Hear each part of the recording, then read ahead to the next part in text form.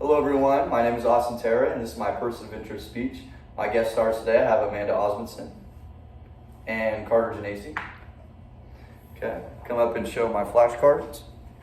Introduction. Main point 1. Main point 2. Main point 3. And conclusion.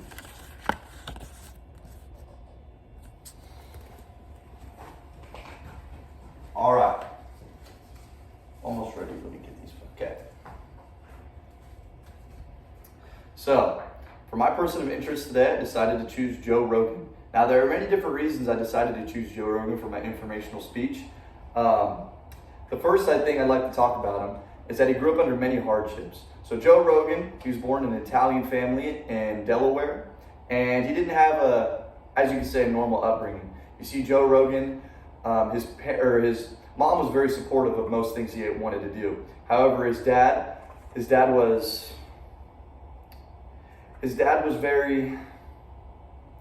not very nice to him. There was a lot of domestic violence. There was a lot of yelling. And when Joe Rogan was 5 years old, his parents got divorced, and he hasn't spoken to his real dad since he was 7, and that is still to the present day. So, if we're going to start looking through the lives of Joe Rogan, we have to look through his eyes.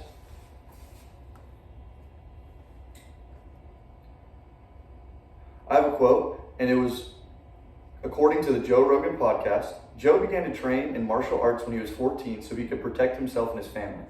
Now, as I said earlier, Joe Rogan's dad was very abusive towards him, and this kind of triggered something in Joe Rogan's mind in order that he wanted to defend himself in case anything or any problem or anyone were to come against him or his family. This, I would also have to agree with, as something I feel like that traumatizing growing up in that sort of environment, I would probably, and I think most people would probably want to do the same thing.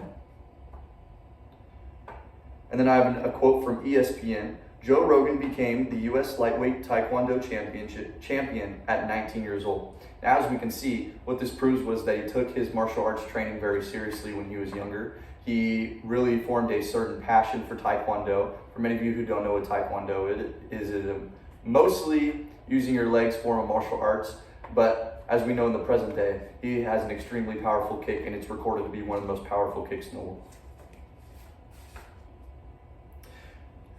Once Joe Rogan grew up and he tried to start his career, he started his career on Fear Factor. Now, Fear Factor is a television show where it pushes people to their mental limits, and he was the host for that until sometime he got a call from Dana White. Now, Dana White was in charge of the UFC, and pretty much what Dana did was he offered him a job that wouldn't pay any money until he proved himself. So for 2 years, Joe Rogan worked for the UFC, not getting paid, interviewing backstage the fighters, and his opinions on how the fights went. Now, as of 3 years ago, we had the biggest fight ever viewed on national television. This was Israel Adesanya versus Conor McGregor. Now, Joe Rogan actually worked his way up from backstage commentating to being literally ringside, and he was the very first person that all news centers went to.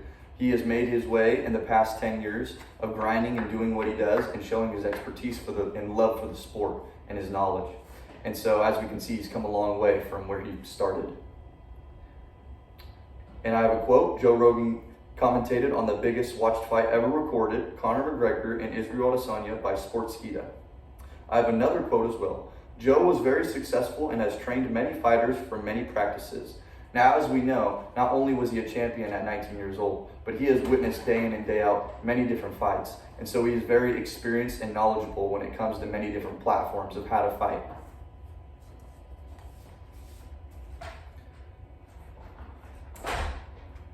Now, after his UFC career, he decided that since podcasts were more of a trending thing, he created one of the largest podcasts ever viewed and listened to, mostly on YouTube, some on Spotify.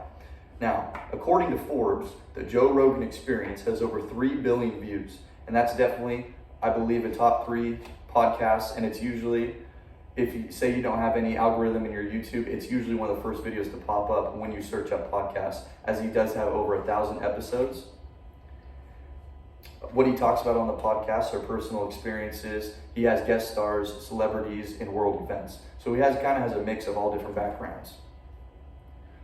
According to Discover Pods, his guest stars include Mike Tyson, Neil deGrasse Tyson, and Lance Armstrong.